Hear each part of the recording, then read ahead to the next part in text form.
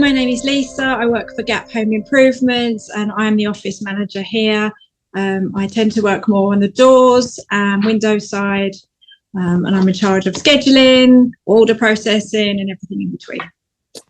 That's perfect, because we're going to go into a few areas of the system. So when you get somebody who's like laser targeted on just what they do, then that's great, but it's kind of limited in what we talk about. But it sounds like you're touching a lot of areas in the business, which is really good. And the other thing that happens when someone's laser focused is one of the first questions I start asking is about favorite features. And of course, it's just really relevant to the job they do. But before we get to any of that, I always think a good place to start is the comparison, because we're going to talk about Business Pilot, but to give that some context and relevance, let's start before Business Pilot. And so what was life like before Business Pilot? How did you do things before Business Pilot? Okay, so before Business Pilot, I think I'd only been here probably 18 months. I joined the company within the worst times just after lockdown. It was utter chaos, completely chaotic and archaic, I would say, because we still had an old T-card scheduling board, right, which was awful. And we used another CRM system, which wasn't overly helpful. Okay, so not overly helpful in what way? Because that could be quite interesting when we start talking about what Business Pilot does or doesn't do. So although I'm not overly involved in the accounting side, like the final end of the accounting side, before we wasn't able to raise our own invoices, or we had no we were relying on other members of the office to put the financial information in, and it wasn't our system. It wasn't used as a financial system. We had zero. Right. So it was very bitty. So sometimes the information was there, sometimes it wasn't. So you could, if somebody asked you how much do I owe, we couldn't always be. It wasn't accurate. So you couldn't necessarily see your information, and if you could see it, you couldn't trust it because of a lack of accuracy. Yes. And was that? So I'm always interested. Was that system like industry specific? Was it sales specific? Because you get a lot of things like, let's say, Salesforce. Well, by its very name, it's designed for sales. So when people talk about operations and it's not doing what they want it to do, I always think, well, not being funny, it's called Salesforce. It's.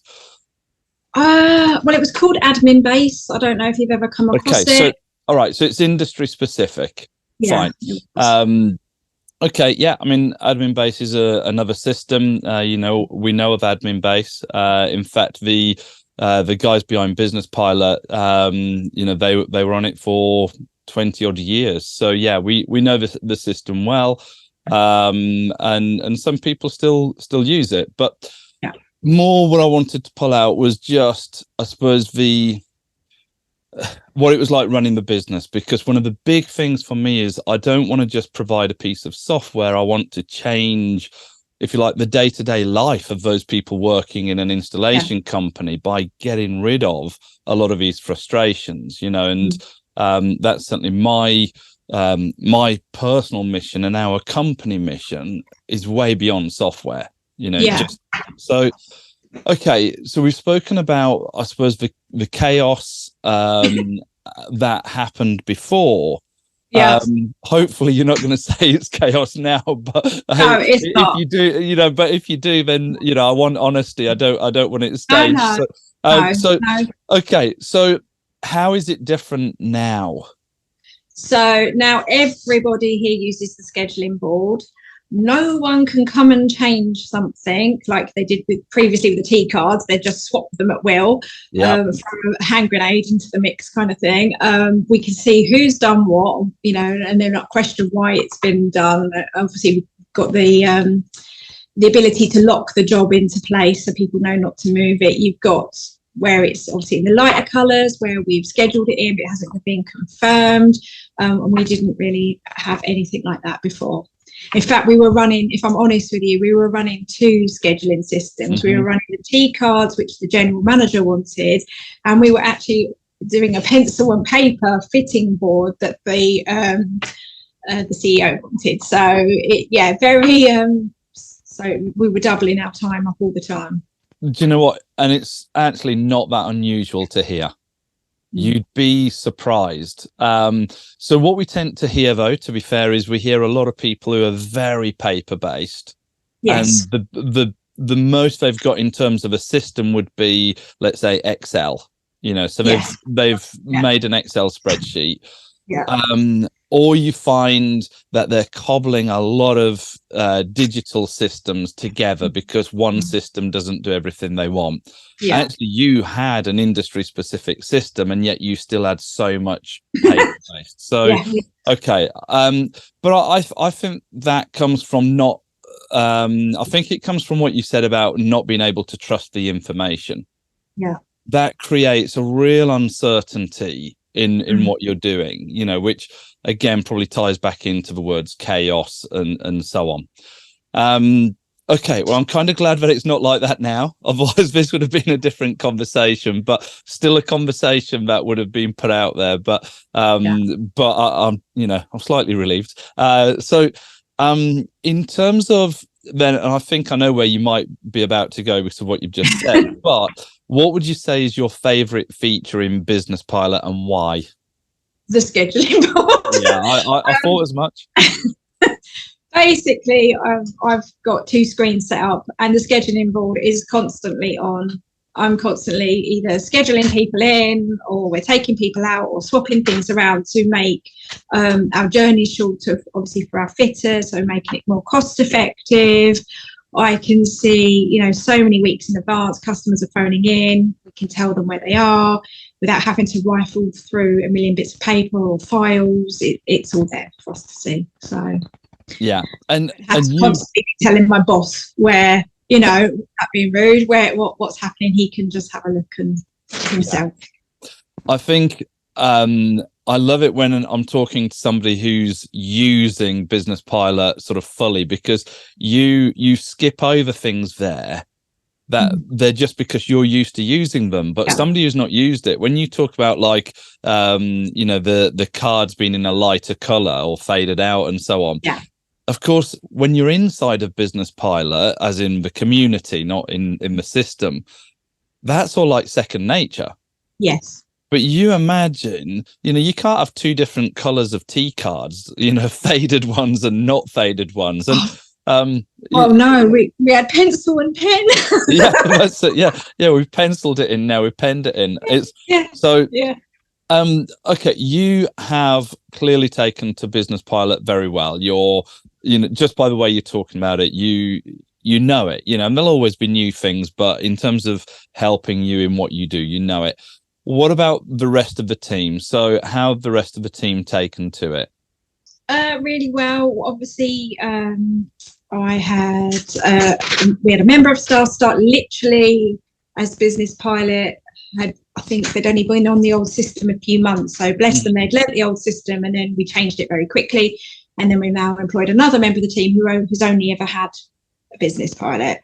Everyone's seems to get on really well. It's quite user friendly. Everyone knows their job roles. Everyone knows where to go to look for things. So it's really cut down on admin time, I guess. Yeah.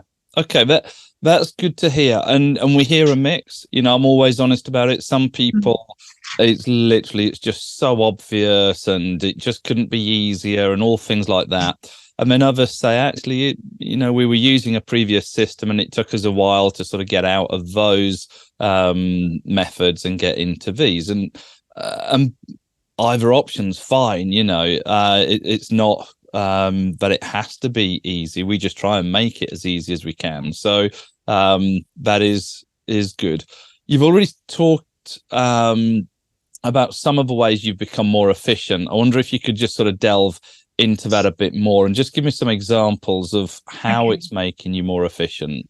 Okay, so I would say that we don't, I know some companies sort of split up the ownership of the job. So it'll be people who are in charge of taking the orders and then people who are processing them, and then it gets put to somebody else for perhaps the finance side.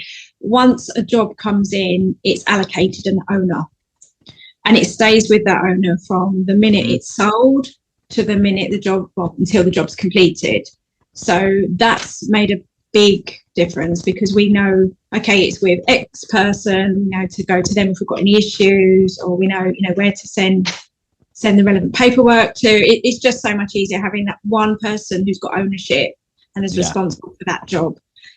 Especially, I would say, on the finance side, because before it wasn't down to us to invoice out, and now it is, and we know that the minute they've started that job, we can send out a first stage payment. So I would say financially, everything's being done a lot quicker. Good.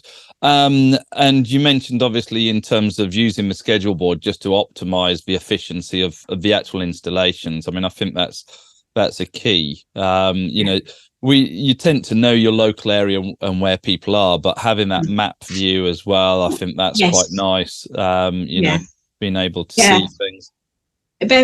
Well, I like that, in that when you've got the address and you can click down and look at the houses, especially for like roof line jobs. If our salesmen haven't taken a photo, for example, we know if it's 2-story, yes, Nick, 3-story, or a bungalow, so we know what teams to put it on. You just got that quick glance option. I think that's so useful. So many jobs, and like you say, with like Street View, essentially you can go and look. If there's no notes about access to the rear of the property, well, I can go and actually have a look. I mean, it saves so much time that you probably weren't aware of before, but like the amount of jobs where you'd go and you can't do it because of and all of that. So that's good. So moving on from that bit, I suppose we hear a lot about like Business Pilot and the return on investment and how much money it's saving people or making for people. I wonder if you've got specifics, and it might be time saving, which therefore is money saving, or it might be specifics in terms of things you found, I guess. But just if there's any examples there that you can share. Financially, it's a bit trickier because, as I said, I'm not on that side. That. What I would say, however, is we have less bad debts accumulated, because obviously everything is a lot more traceable. So if, for example, an installation hasn't gone well because quite often a manufacturer hasn't supplied a relevant part, we can raise a service for remedial.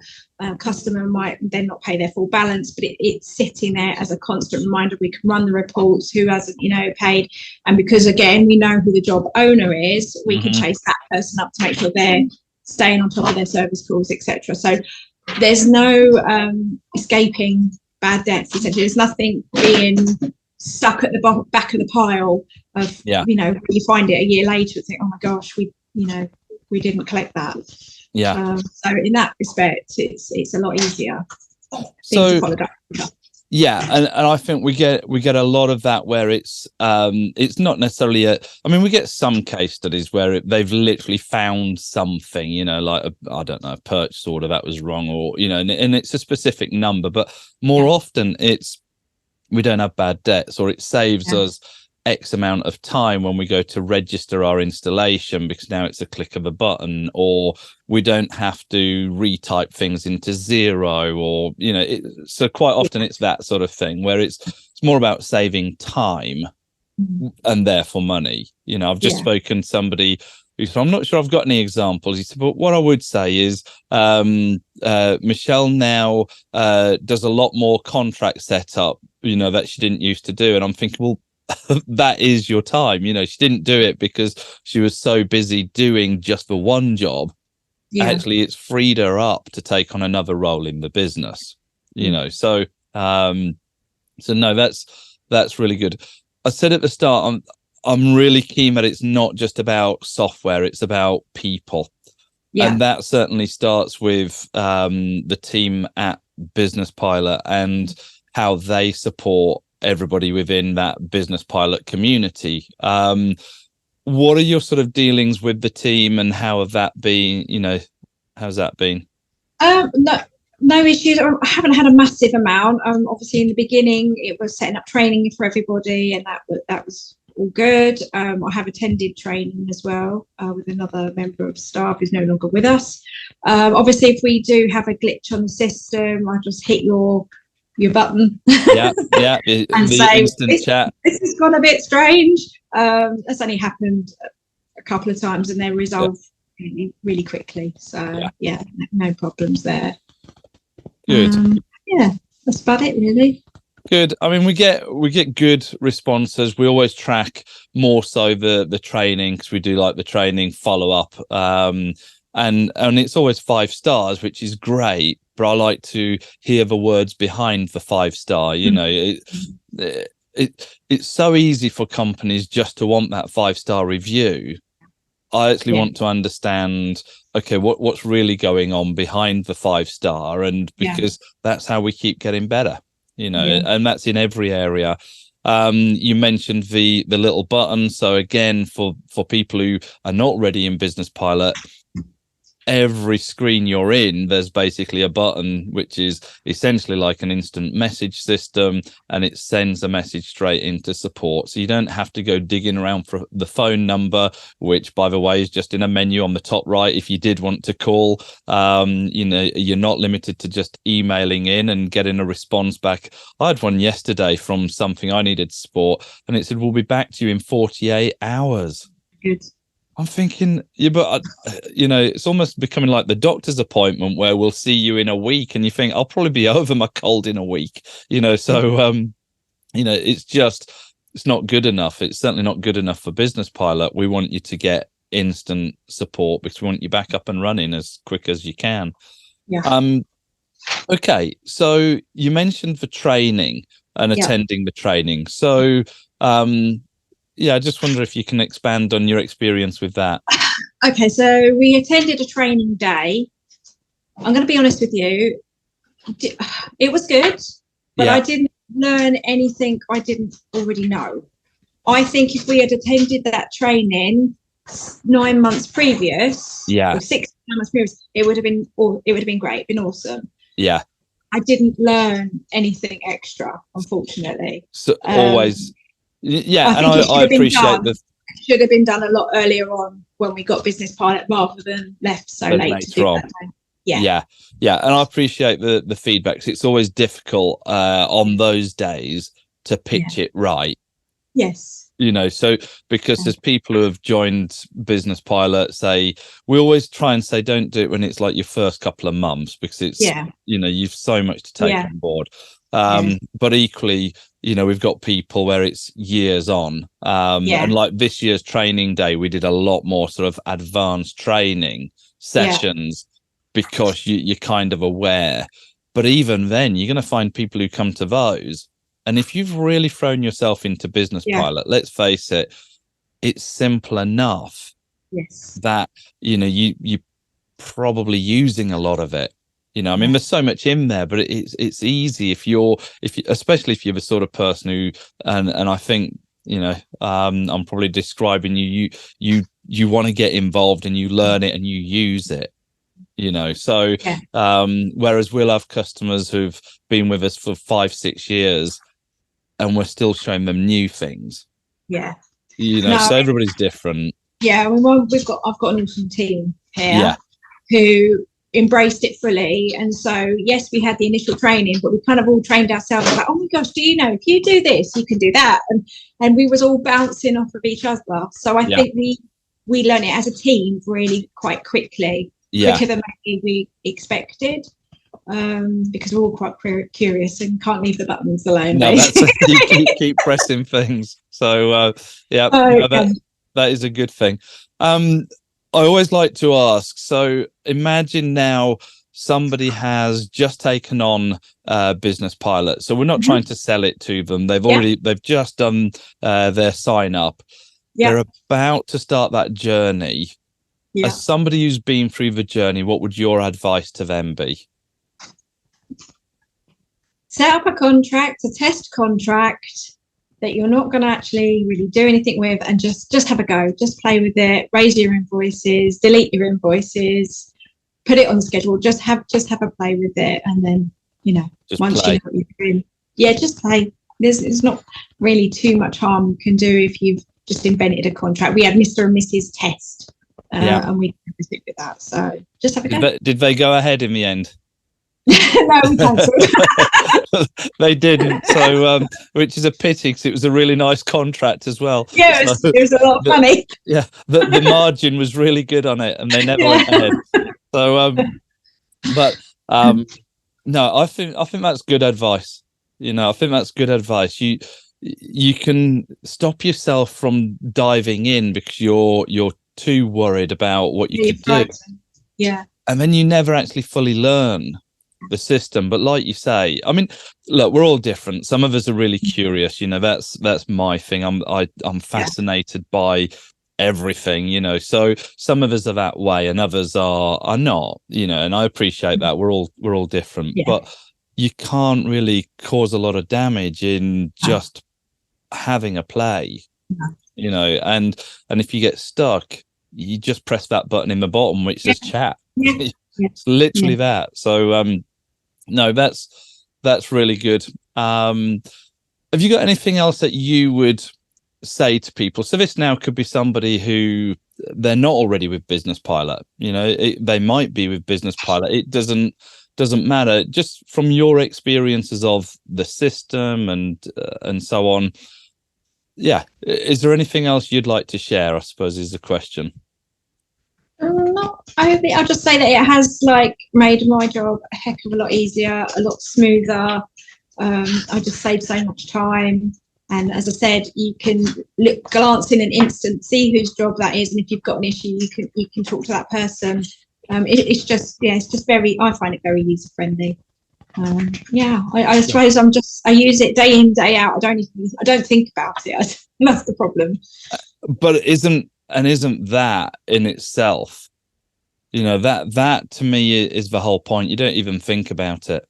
You don't even, it's not like, actually, I think that's a key point in itself.